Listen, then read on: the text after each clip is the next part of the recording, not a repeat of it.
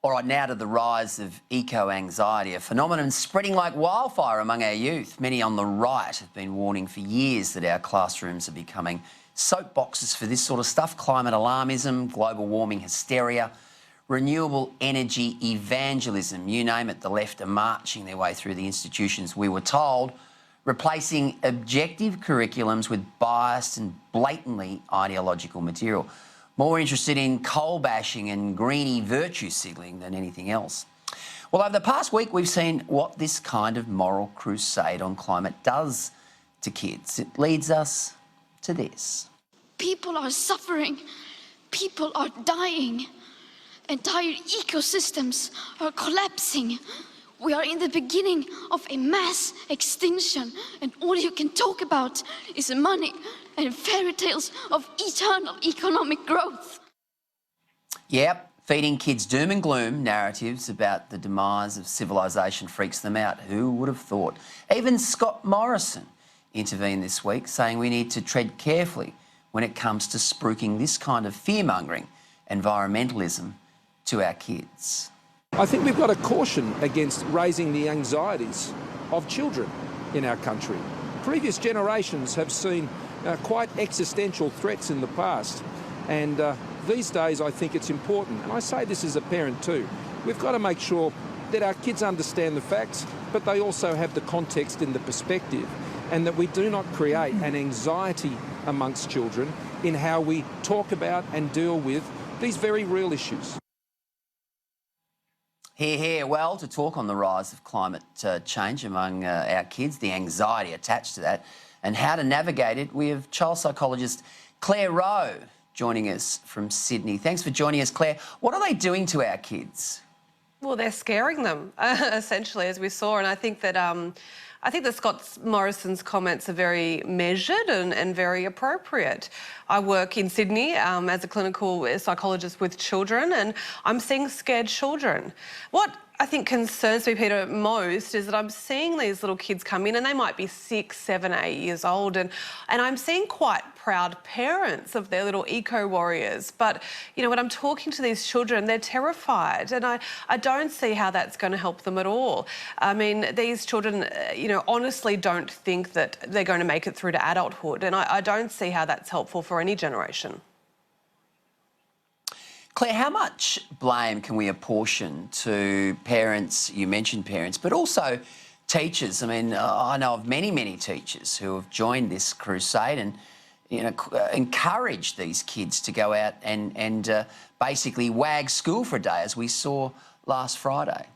Yeah, well, it's completely inappropriate, isn't it? I mean, one of these things that's I think everyone has come out from this Greta Thunberg speech, and it's been so polarising, hasn't it? But, you know, one of the things that's come out about it is the lack of debate going on in our, you know, taxpayers' educational systems, that being, you know, public schools, but also into tertiary institutions like universities. And I think, you know, Amanda Vanstone wrote about this week in The Age, and I thought she wrote an excellent article that basically called out the lack of respectful debate, and that being the hallmark of every democratic society, and that our children aren't being told multiple options. They're being told by teachers, this is the one option. And in my mind, teachers' role is to teach children, you know, to read and write, and then to think and analyse and debate and talk about issues. And that is simply not happening in our schools. And the children are left confused and scared. And, you know, Clare, Greta Thunberg has been given the keys to the city of Montreal, you know, by obviously some sort of leftist, obsessed mayor of Montreal. You know, I mentioned the responsibility that comes back onto parents and teachers. How much should politicians, you know, the blame be sheeted home to lefty politicians who, as you say, the debate is just out of control right now. It is out of control. I mean, you know, anyone who says that climate change isn't a political issue has got their head in the sand, haven't they? Because, you know, it clearly is when we've got politicians, as you said, pushing an agenda.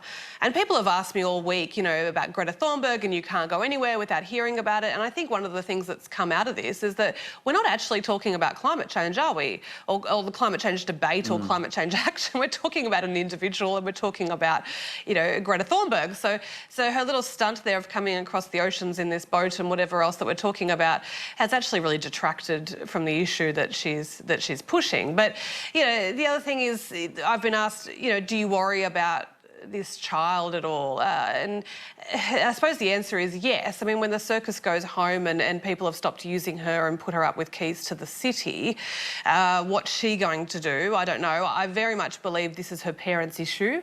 Her mother's written 2 books on the issue, detailing Greta's mental health conditions and how they're all caused by climate change.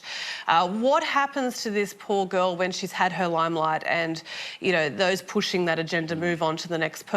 I don't know. But you're right, absolutely. You know, our schools have to play a role and our politicians have to play a role as well. But if we can't get some, you know, baseline openness in a 7-year-old's classroom of being able to talk about some issues in a developmentally appropriate, respectful way, I don't know where else we're going to find it. So it's really worrying to me as a child mental health advocate. All right, Claire, so you're a reasonably sane parent sitting at home right now. You're worried that your kid's going to come home. And if the kid does come home and say, Mummy and Daddy, the world's going to end in 12 years' time, it's going to implode, how do you placate them? How do you reassure them that everything's okay? And that's just one argument, and there is a very solid, rational, well-researched argument that the planet will be around for a little bit longer. Absolutely, and that's so hard because to a degree the horse is bolted. So, look, if you've got kids that are 11 years old plus, I think you can absolutely sit down and say, let's have a chat about it. And if anyone's got teenagers at home, just telling them that, you know, you're right and they're wrong, that's not going to cut it either. So, again, it's about saying, well, that's one opinion and here are some others and here are some facts and here's some other research. So we don't know what's going on. And, look, everyone has a role to play, but it's not that bad. It's not 12 years and we're all going to be here and it's all okay. You know, if you've got a younger kid, I really talk to parents about shielding them as much as you can from this. If you've got a kid under the age of, say, puberty, you know, an 8, 9-year-old, you know, yes, you want to reassure them as much as possible and then move on. Turn the TV off. They don't need to be hearing Greta, you know, talk about starvation and the end of the world. And it concerns me that I've got parents on my, you know, social media saying, sit your kids down and watch it. You know, what parent wants to put in clinical ranges of fear and anxiety in their child? I don't. So, you know, a younger child, keep them away. Older children, give them some perspective. You know, give them the facts and have a conversation. They're hearing it anyway at school, so, you know, around the dinner table, sit around, let them have some other opinions into their brains. Great advice, Clare Rowe. Thank you for joining us tonight on Kenny on Sunday. Really appreciate it.